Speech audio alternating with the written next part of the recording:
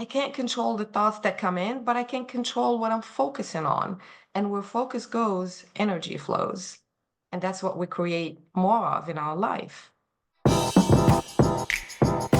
Welcome to Lounging with Laurie, the Sisterhood Collective podcast. If you've ever wondered what small steps can lead to big change, or how to break through challenges to create a fulfilling life, you have come to the right place. I'm Loz, and this podcast is all about real women sharing their stories, sharing their lessons, and the actions that have helped them grow and thrive. With a mix of my own experiences and inspiring conversations with women just like you, we're creating a space where you'll laugh, learn, and leave ready to take action. Let's dive in. This is Lounging with Laurie, the Sisterhood Collective podcast. Are you stuck in your head lately, questioning your decisions, doubting your current path, and maybe even wondering if you're meant to be where you are right now? If that's you, stay with me because today I'm joined by someone who helps women get out of their heads, back into their truth, so that they can actually start living in a way that actually feels aligned. And I kind of call that my self-intentional living. So I absolutely love this, and I'm super excited about having a conversation with this lady today. And that lovely lady is Naima Spencer. And she's a mindset facilitator and coach who helps women build emotional resilience, which is so important. Drop the stories that that are keeping them stuck in their tracks, and rewrite their narrative, the ones that they keep telling themselves. And then let's create real change from the inside to the outside. So this is a conversation really that's about self-trust, clarity, and becoming a term that Naima uses. It's unshakable. And I know it's one that's going to land quite deeply with a lot of our listeners today. So Naima, welcome to the podcast. I'm so glad to have you here. And I wanted to dive straight in today and start with, was there a moment or a chapter in your life that made you realize this was the work you were meant to do? Absolutely. Thanks, Laurie. Of course, there was a time, and like many of us, if not all of us, experience at some point in our life, there's that defining moment that changes everything. And for me, as you probably know, I'm originally from Morocco. I moved to the States 27 years ago. And when I came here, had so many hopes, so many dreams, and then I felt like I just kept hitting a wall. Nothing was working out for me. And I tried everything I could think of to work on my external circumstances, on my external situations, trying to control everything. If I can just do that, then this will work out for me. And one of the things I wanted to do was to go back to school and have an MBA. And I couldn't even dare to fill out an application for that because I had no confidence in myself that I could do anything, even though I was really trying hard, but deep inside, I didn't believe in the things that I wanted to do. So the defining moment for me was when I realized that everything I was trying to do to control my outside circumstances didn't basically change anything. I was still feeling stuck. I was still waking up with anxiety every single day. I was still living in fear every single day. My journey in personal growth started in 2003. And all of a sudden, I began to realize that all that energy that I'm channeling outside of me, I actually need to work on myself. I need to work on my mindset. All of that, all the control that I was dissipating my energy, basically trying to control what's around me. I realized that what I need to do, that the change has to start within me. I can't change my outside circumstances unless I change me. You know what? I read a story, I think it was on your website, about, you were waiting tables and doing everything, to make a living and things. But you got to a point where you didn't think you were good enough to be any more than that. And this is something, or it's a feeling that so many of us have. It's like, where do you think that comes from? Why particularly so young? Why do we feel like we're not good enough to be better? What's holding us back in a circumstance like that, particularly in your space? Have you kind of looked into that? Absolutely. And like I said, all the work I'm doing now, I started doing it on myself first. And that's why I believe so much in what I do because it changed me. Like they say, I'm not yet where I want to be, but I'm so grateful I'm not where I used to be. So, back to your question, all those beliefs, I was feeling like I had no confidence. I didn't feel good enough. And all those things, they happen when at a young age. And whatever, like when we were just trying and getting to know and to understand the world around us, something happens and we give it a meaning. It may not be true at the time, but that was my understanding. I don't know. I didn't dig deep to figure out like exactly where it was coming from or what particular experience that happened to me that led me to believe that. It could be multiple experiences, but at some point you just go, okay, well, that's not important. I know that I have this limiting belief. Now, what am I going to do about it? I didn't want to keep just, focusing on where it was coming from and why did I feel that way and what happened to me. It's good, but I felt like I didn't have time to waste on that. I know what I'm dealing with. Let's move on. Let me figure out what to do about it. So, like I said, it comes from a young age when we didn't know any better. Something happens, a friend says something, kids play together and they don't want you to play with them, and you go, oh, I'm not good, or whatever happens, and you internalize that, you give it a meaning, and then that become the lens through which you see everything else in your life. So I came here and I started working in restaurants and babysitting and doing minimum wage jobs.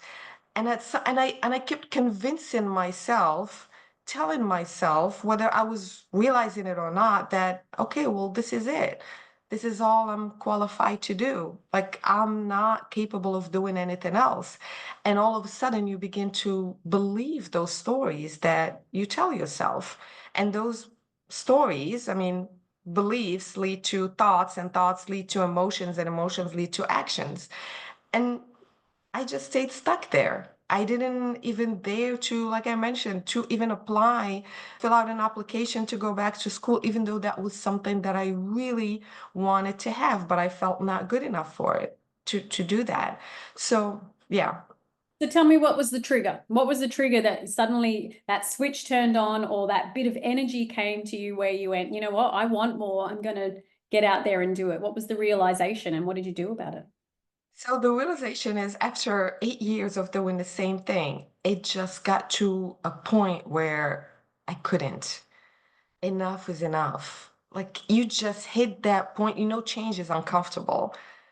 But they say when the pain of change becomes less than the pain that you're going through, then you have to change because we feel so uncomfortable taking, new steps and taking the initiative because it's the unknown and your brain is always trying to keep you safe. So you don't know what's on the other side and you stay stuck right here. And like I say, even people say you're in your comfortable zone, but my comfortable zone was no longer comfortable, but I still stayed there. I still hang on to whatever I had because over there was the unknown. Can I go back to school? What if I fail? What if this doesn't work out for me? But then when it just got to a point where I couldn't take that anymore, I made that, I took that initiative and I applied and I got accepted at Penn State and I started, my MBA program. There was a lot of fear, there was a lot of uncertainty, but I began to change my inner dialogue. And that was a result of all the work that I was doing on myself, and my story began to change slowly. I remember there was a time that I remember in my life that I could not think one thing positive in my life. I mean, imagine waking up with anxiety, like something bad is going to happen today, and I don't know what it is, and I'm not in control. But all of a sudden, you start switching that slowly. You start building that awareness. How am I talking to myself? What are the thoughts that I'm thinking right now? It's not about controlling everything that happens, that land in your head. We can't, but we have a choice to control what we dwell on. I can't control the thoughts that come in, but I can control what I'm focusing on. And where focus goes, energy flows. And that's what we create more of in our life. So awareness is the first step, in my opinion, to begin that change in your life. 100%, I agree with you. Always awareness first. And the thing is, I need to kind of remind myself of all these things all the time, like anything to just to be aware of in order for me to make any sort of change. And so you have all these limiting beliefs, or you're feeling like almost rock bottom, I suppose, like, because to make change, timing matters. And as you say, for you, it was like you got to that point where you woke up with anxiety, and like you're kind of projecting a bad day before it's even started, of which you have the choice to change at any point. What are some of the, I guess, little techniques and tools you used to slowly pull yourself out of that fixed mindset and then into more of that growth mindset and getting all positive? So, like I said, the first step is awareness, becoming aware of what's happening up here. Many of us wake up in the morning and just go on autopilot, just reacting. And I go, well, instead of reacting, let's respond to things, not react. So awareness is key because many people don't even know themselves. And the second point is to have clarity. What do you want? Who are you? What do you stand for? I remember a long time ago, I went to a seminar when I just started my journey in personal growth. I was going to a lot of seminars, reading a lot of books, doing a lot of energy work and stuff. And one of the questions the guy asked, and he said, "What are your values?" And that simple question, it had me stop and think, what are my values? Like, I really had to think about it. And at that point, I realized that I felt like I don't even know myself. I'm just going, going, going. But just stop for a minute and just think about what you value in this life. What do you want? Just get to know yourself a little bit better. When you meet someone, you just want to get to know them. You want to get to know how they think and what they like and what they don't like. But when is the last time we stopped to do that? To get to know ourselves better, to get to know what we stand for, what we want. A lot of times you ask people what you want, and they start telling you all the things that they don't want. What do you want in life? Well, I don't want this and I don't want that and I don't want that. Yes, but that was not my question. What do you want? Because it's a lot easier to focus on the things that we don't want. So we can stop and just think about our values, get to know ourselves better. What do we want? And then an important part in this whole process is to figure out what's stopping you. If there's something that you want and you don't have, okay, so you're here, you're in point A and you want to be in point B, what's in between? And usually what's in between are the limiting beliefs that are holding us back. If you want to be in a loving relationship and you don't have that, one of my friends said, I was coaching her a couple of weeks ago, and she's in a relationship and she just started, and she has all these limiting beliefs because she's basing all of that on the previous failed relationship, like many of us do. And I said, well, what do you want? Well, I mean, what if he's not a good person? And what if, I mean, there are not so many good men out there. And I'm like, okay, just pay attention to all these thoughts, because these are not just thoughts. This is what you believe. You don't believe that there are good people out there. So this is basically what you're projecting into this new relationship that you're about to start. And this is how you're going into it. This person, you already made up your mind that this person is not a good person. So how you think this is going to go? Of course, it's not going to go well. But we have to pay attention to the beliefs that we have about whatever it is that we want to do. So figure out what those beliefs are, and then make new beliefs, make new decisions. Because one of the best things that I learned from my mentor when I did the mindset certification is that really changed my life, is that beliefs are decisions. Because a lot of people go, well, I don't know how to change these beliefs, which was my case for so many years. Like, I know what my issues are, but I don't know how to change them. And now we know that these beliefs, they're just decisions. At some point in your life, you made a decision about certain things and they became your beliefs. And we know how to make new decisions. We make new decisions all day, every day. You wake up and you go, nope, I want to wear this instead of this. I want to drink this instead of that. So we know how to make new decisions. So we can change those beliefs. If I believe that relationships don't work out, well, I want to start building a new belief or new beliefs about relationships. No, I'm capable of finding my soulmate, or I'm gonna meet the person of my dreams, or whatever the case is. If you believe that money is hard to make, well, you want to change that, and you make a new decision, and you do the work, and you practice that new decision until you build new neurosynaptic connections in your brain, because that's all there is. We're building, our network is built of all these beliefs that we have, and we just need to deactivate the old ones and build new ones. Of course, it sounds a lot easier than when you start doing it, but practice makes perfect. All we need to do is just practice those things. It took time to to build that belief and to act based on that belief, and it's going to take time to build new ones. So you just have to be patient with yourself.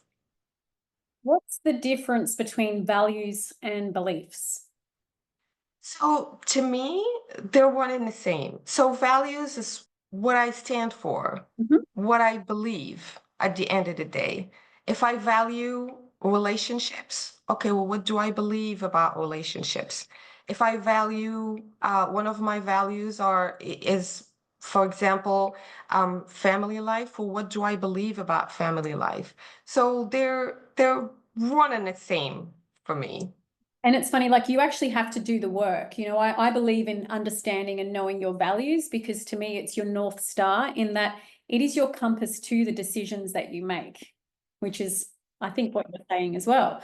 The values come from all the influences that you've had in your life. And obviously they start young and primarily going to be from family and schools and the people that you've mingled with during that time. And so it's that exposure in your early years that create this belief and instill this certain value, whether it's a negative value or a positive value, which obviously then moves towards your beliefs and your decision making, and probably stands for where you are today in life. Yeah, no, definitely. Definitely. Because I mean, think about it, when we're kids, we're just mirroring our outside environment. We're just learning from people that we're exposed to. And a lot of times, if we're in a great environment and we have, people who are encouraging us and who are building us up instead of tearing us down, then you're going to have a different outcome. Because at that moment, we didn't know any better. We're just like sponges. We're just absorbing everything that's taking place. But as we grow older, now you can't blame anything that's happening in your life on someone else. We can't, because now you know better. You know what to do about it. And the other thing, I can't go back and just look at my parents, for example, or my friends or someone who hurt me when I was little and go, well, I'm like this because they did this or that to me. No, I can't do that, because I learned how to build compassion toward those people. Because when you look at it, we're all doing the best we can based on the knowledge that we have and the experiences that we've had. We're all doing the best we can. I can't blame you for how you react toward a certain person, because that's what you know. at this point. But at the same time, I'm not blaming, I'm not being, I'm not playing victim because I have the ability to do something about how I am right now. I have the ability to choose something different. You know, knowledge is everywhere. That's easy. Everything is accessible right now. It's just whether you choose to do it or you don't. And some people get so addicted to victimhood because it's a lot easier to blame someone than to take responsibility for how I am. Yeah. And I think that's a really important message, is just to always say you have the choice to change anything, because we're all adults. Most of us have the freedom to make decisions and make change. And rather than put this energy into the blame game or this, I agree with you. There's a lot of people that play the victim, and I, probably have done it myself many times before.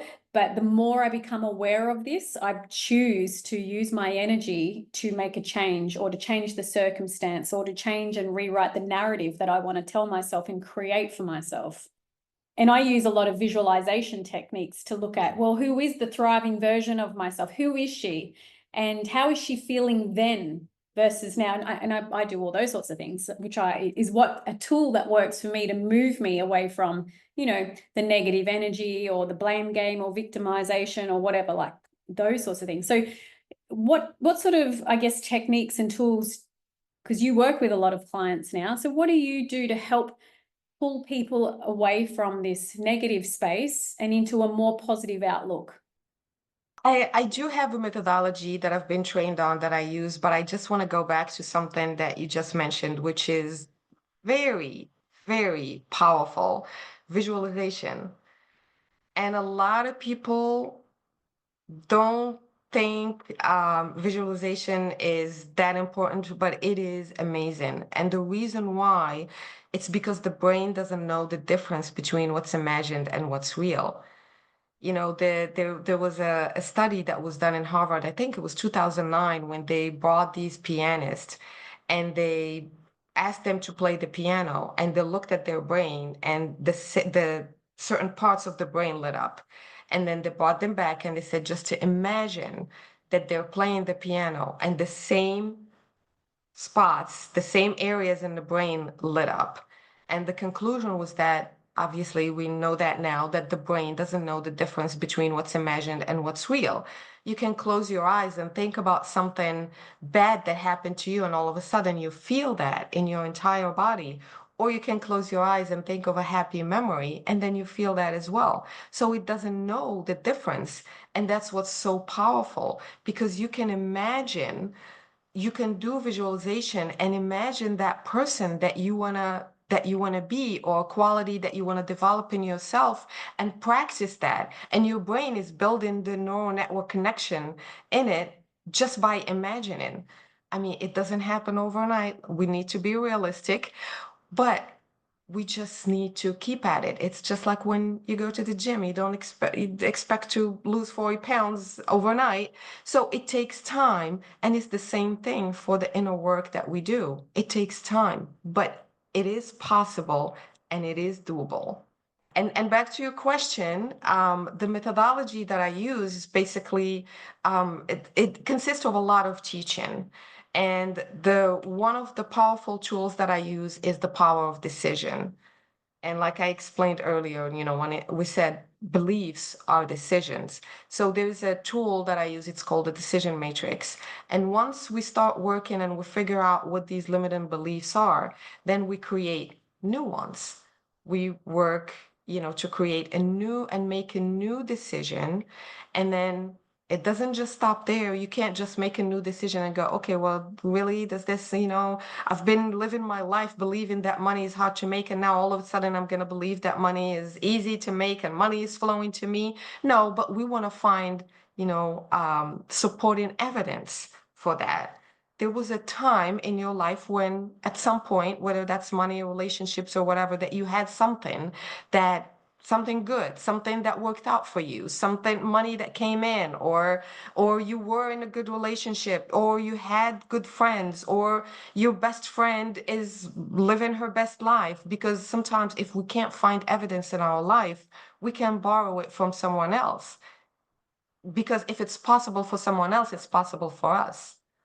And don't you find when you're down in the dumps, you're a bit negative, you're not open to this opportunity. So you might be thinking, oh, I can't make money, I'm not good enough to make enough money or be abundant or whatever. But you're not open to even seeing all the opportunities in front of you. You're not open to someone starting a conversation with you that might have a great opportunity or offer you a side hustle job or join a venture or something like that. You don't see it. Because I was talking to a friend recently, it's business, kind of a business friend, and he said, suddenly I'm getting all these opportunities thrown at me, and like, it's so exciting. And previously he said, is this just happening now, or have I not been seeing it? And my business partner and I said, you haven't seen it. These have been everywhere, but you were so closed off to the risk of other things and other opportunities that you couldn't see them at that point, and you weren't prepared to take that next step. But now you've got a little bit more confidence and you're seeing what's working. Well, now you've changed your mindset that little bit, and you're open to seeing things, and you're excited about that. It brings you this joy or excitement of sorts. And now you're seeing it everywhere. Yes, that is such a powerful point, Lori. And the reason why, there is a part in the brain called the reticular activating system that its job is to, because there is so much sensory information around us.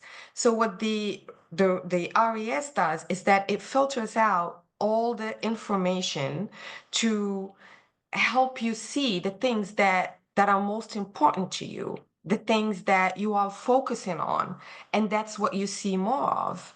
And I'm sure you've heard of the example when they say, like, you think about buying a new car and you start looking at it, this particular brand, researching it, talking about it, thinking about it, and all of a sudden you start seeing it everywhere. That's so true.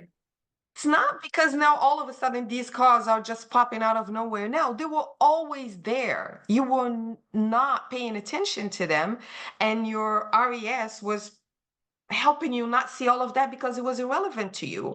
But now that you're thinking about it, that's all you see. And it's the same for everything else. If I focus on the fact that, yes, I'm gonna have opportunities. There are opportunities out there. Your reticular activating system is working to help you see those opportunities, to filter out the information that's not important, and to help you see and hear and smell the things that are important to you, because that's what you're thinking about.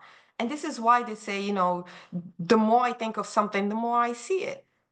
There is a reason why. It's your brain. Now you engaged your brain to work for you, because where focus goes, energy flows. You know what? I'm going to write a contract to my brain this evening and get it working harder. Absolutely. Absolutely. We should all do that every day, every night, Think about, this is one of the reasons why they talk about, think about what you want to do the next day before it even starts, so that you're already prepared. You're already giving your brain commands of what you want to do, and what you want to think about, and what you want to see, and what's important to you. Because otherwise, we're just going on autopilot. We're not even aware of what's around us. I love Tony Robbins. He said, we don't live life, we live the life we focus on. And it's so true. Life is happening. There are so many things happening right now, but I'm living the life that I'm focusing on. And you're living the life that you're focusing on. You're not seeing everything else, you know? All right. So we've got awareness, and then we've got the decision matrix to focus on your beliefs. And what's next? It to me, it's also in the methodology, but one of the things I teach my clients is the two states of being. And this refers to the fact that there are only two states of being. We're either in the powerful state or we're in the primal state. So powerful states of being are states when you're feeling joy, when you're feeling excitement, when you're feeling gratitude. Primal states are states when you're feeling anxiety, when you're feeling jealousy, when you're comparing yourself, when you're not feeling good. And these two states of being, they map out exactly to our nervous system. When you're in the powerful state, you're in the parasympathetic nervous system, or in the primal state, You're in the sympathetic nervous system. You're in survival. So one thing we have to remember, whatever it is you want to create in your life, you cannot create it when you're in survival. You have to be in a powerful state of being. You have to feel good. When you're in survival, all of your energy is in is in survival. Your brain is its sole responsibility is to keep you safe at that point, is to do whatever it is possible to just stay safe.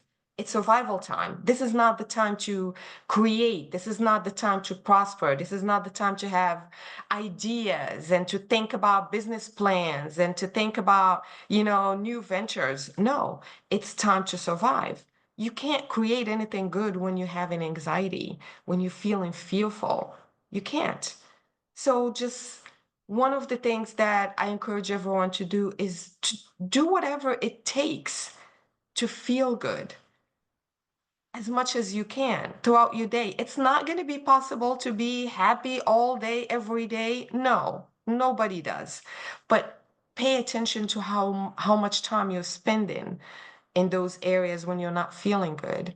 And one of the things to one of the tools to use to switch almost instantly into a powerful state is gratitude. Anytime you feel desperate, you don't know how to feel good, just switch to gratitude. There is always something good that's happening in your life. There is always something good. And the most powerful things that we need to be grateful for, we don't even pay attention to. Is our body, is our health, if you're healthy. The fact that you can see and hear and eat and smell, how many people don't have that? The fact that you get out of bed and you walk, how many people don't have that? But those are the things that we take for granted. Those are the things that we don't pay attention to. We want to be grateful when we have the business, making millions, or we want to be grateful when we have that ideal job or that perfect soulmate, or no, you always have something that you can be grateful for. The roof above your head, the money you're making. Doesn't matter how much you're making, but you're better than probably millions of people out there in this world that don't even have something to eat today. But we don't think about that much. And I say, gratitude is a sure way to feel at your best every single day. And it's available to every one of us. Yeah. So true. So tell me, look, you use a word, Naima, unshakable. But what does that actually mean to you? And what tends to get in the way of that, I guess, for most women? Unshakable for me means to develop that inner strength that you're not easily swayed by external circumstances. Things happen all day, every day, but you cannot base your emotions on how things are around you. I can't be happy and grateful and joyful when everything is peaceful and everybody is cooperating with me and everything is working great. No. And then when something doesn't work my way or doesn't go my way, then I'm feeling down and I'm feeling, depressed and I'm having anxiety. No, and this is not being, ignorant to the fact that things are not working out, or there's something that you need to do, or there's an action that you have to take. No, but unshakable is standing your ground and is developing that resilience, is developing that, having that emotional regulation that no matter what happens around you, you're not being swayed by it. If I decide today, I wake up in the morning and all I want to feel is peace, well, I have to stand my ground and feel that peace no matter what happens. And whatever happens, it's a challenge. And I need to recognize it as a challenge and move on to the solutions and not stay stuck there. Because what many of us do is something happens and we stay stuck talking about the problem, you know? But no, I recognize what happened and now I want to move to finding a solution. What can I do about this? instead of just sitting there going, oh my God, I can't believe this is happening. I can't believe what am I going to do? No, it happened. You acknowledge it. And then you start thinking about, well, now what can I do about it? So to me, that's being unshakable, is to have that emotional regulation, is to have that resilience that no matter what happens, I know I'm capable of finding a solution. Whatever it is, I'm going to figure it out. And whatever it is, I know there is something good that's going to come out of it. It took me a long time to develop this, but now it comes in like naturally. Whatever happens, okay, it happened. I know something good is happening out of this because I believe that life is always working out for me. And that's one of the beliefs that I worked for years to develop. Everything's working out for me.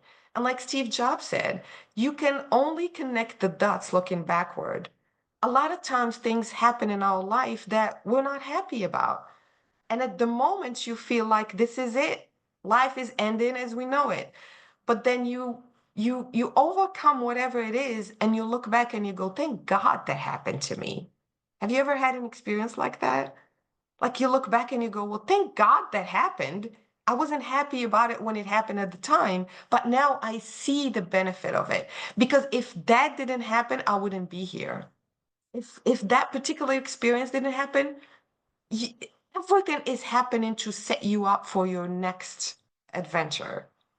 And when you develop a belief and you develop a mindset to see that and to truly believe that whatever happens is something good is going to come out of it. That's one of the best feelings you can have. I truly believe everything always works out as it should. But it took me time to realize that. And I guess that's moving and shifting away from that playing a victim and pointing fingers, the blame game, versus taking responsibility and moving forward and stepping forward. But that the unshakable word is such a powerful word. And I don't think it's often about being fearless. It's about knowing how to come back to yourself when things feel a little bit off center, right? Yeah. And if I'm correct, you believe in the law of attraction. And so how does that work? So, not to include the religion side of it, so I'm going to leave that separate. But my belief about the law of attraction is a little bit different from the way it is portrayed. Or, like, for example, in 2000, I think it was 2004, that someone told me about the movie The Secret. And I watched it and I thought, oh my God, this is amazing. That was like I was in the beginning, of my personal growth. And but the one thing that I took from it is the importance and the impact of being positive. And now I see that it's not just, sit there and, I'm gonna think, oh, I'm gonna be a millionaire and something that's just gonna happen. No, you're still gonna have to take action.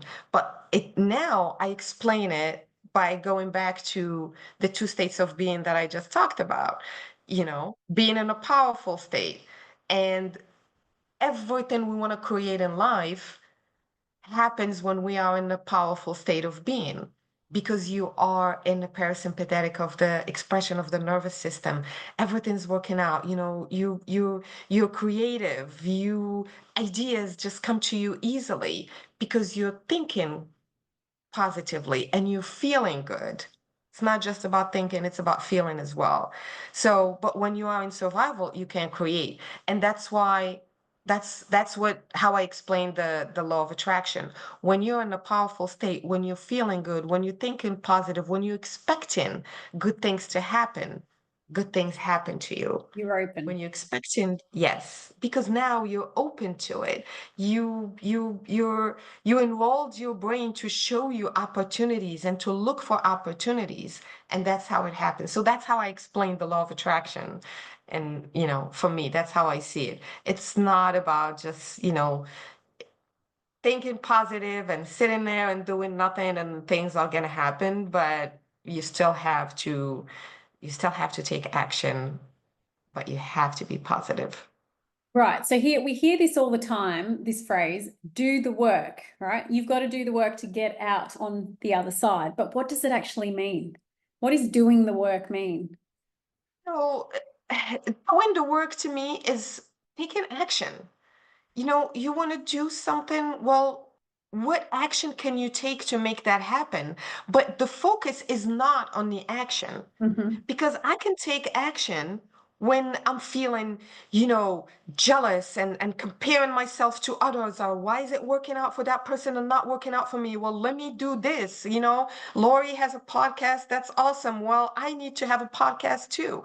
No, it doesn't work that way. So taking action, but take action from a good state, from a positive state of being, from a powerful state of being.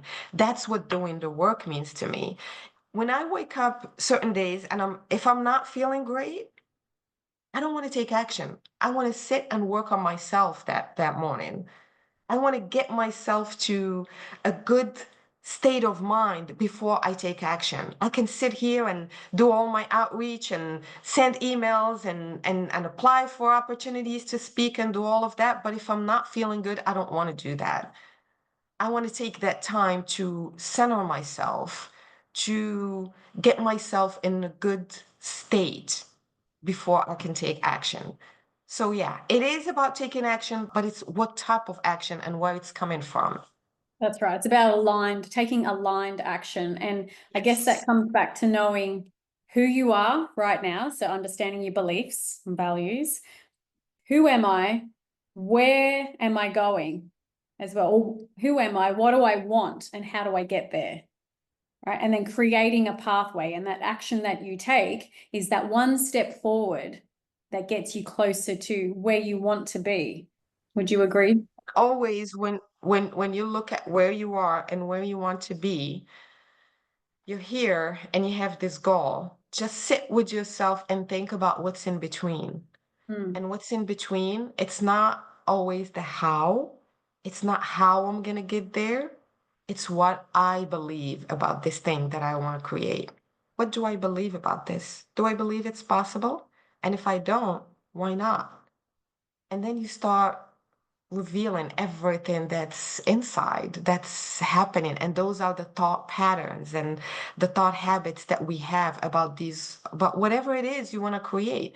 If you're not able to have it, there is a reason why. And the reason why, the things that are standing between us and what we want to create are usually the limiting beliefs. And we can uncover those by just taking time to journal and to think about it and to just question our thinking. One of the things that many of us don't do is whatever thought comes in, we just believe it and move on.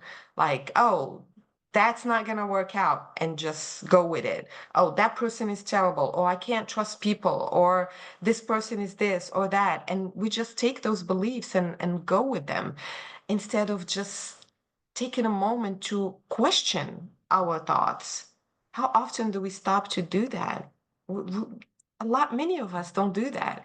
And one thing I love to tell everyone is don't believe everything you think.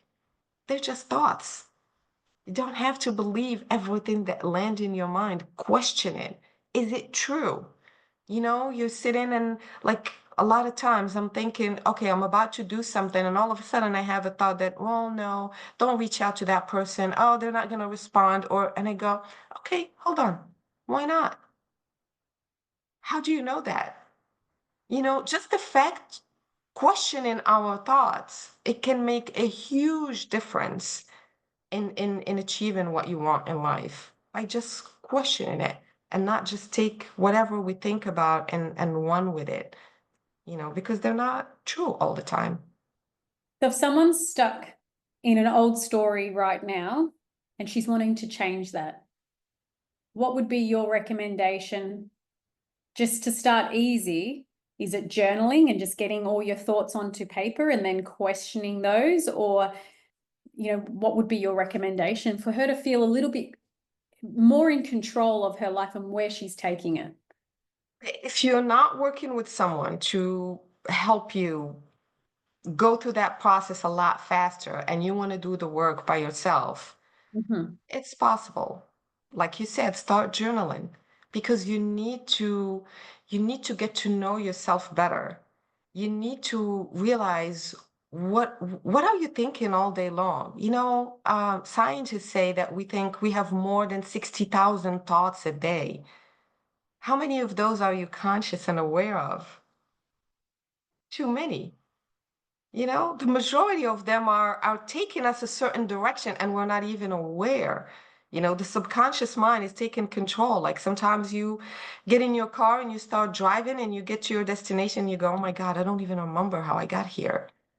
Because the whole time you were in your head, just being consumed with the thoughts, thinking one thing after another, or you go through a light and you go, was that green or was that right? I didn't even pay attention because you were not present. I feel like you were driving with me this morning. You were watching me because that was I'm in that state a lot. What's your recommendation then? How do we snap out of that state and become more present once we identify the fact that, oh my gosh, was that red or green light that I just went through? Or you get to that destination, you go, I don't even remember half the way coming here, the roads that I took.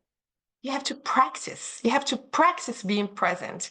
And one of the tools that you can do for being present is breath work. I love breath work. Meditation. Just sit there and meditate and try to be present as much as you can. And every time your brain is going to wander, that's normal. That doesn't mean you're bad at meditating. That's not what it means. But it's going to do that. And every time it does that, you bring it back to what you're doing. And every time you do that, it's a victory because you're training your brain to be present. Your brain is going to wander while you meditate and you bring it back. And every time you do that is a victory. And you keep practicing until you become present most of the time. You become aware of your thoughts most of the time. You're not just an autopilot. And I mean, it takes work. There is nothing around it. It takes practice. And the best time to start is now. Yes, agreed. There is work to be done. And when I think about you've got to do the work, that means actually prioritizing it, right? Making it a priority. Because yes, it takes time, and time is the one thing none of us seem to have much of. And definitely that's myself. But I do make the time, not all the time. It doesn't fit just now, but I try to. And that's the biggest, I think, obstacle for so many is not doing the work is because we're not prioritizing it for ourselves. Yes, we're not prioritizing, and how you prioritize it is you schedule it. Yeah. The same way you put other stuff in your calendar, you schedule it, but you put everything else, but not the stuff that is, to me, is the most important because without you, none of the other stuff is, everything else is irrelevant. If you're not if you're not taking care of yourself, nothing else is relevant, right? They say a healthy person has 1,000 wishes, a sick person has only one. And we don't think about that because when you don't prioritize yourself, you're not taking care of yourself, not just physically, mentally is as important as physically. People think, oh, I work out and I'm watching my diet and everything. Well, what you're doing for your mind, because that's the control system. What are you doing for that? I always say your biggest asset is you. Yes. It's so Yeah. simple. Yeah. We have to really mean it. Yes. All right. Well, before we wrap up with a new segment that I've started at the end of my podcast here, I'd love to give you a moment, Naima. Is there anything that you're working on right now that you want to share, or maybe a way women can go deeper into this work with you? If you want to go deeper to this work with me, you can check out my website, naimaspencer.com. So I have a lot of information there. One thing that I already have out is I co-authored the book with the legendary Les Brown.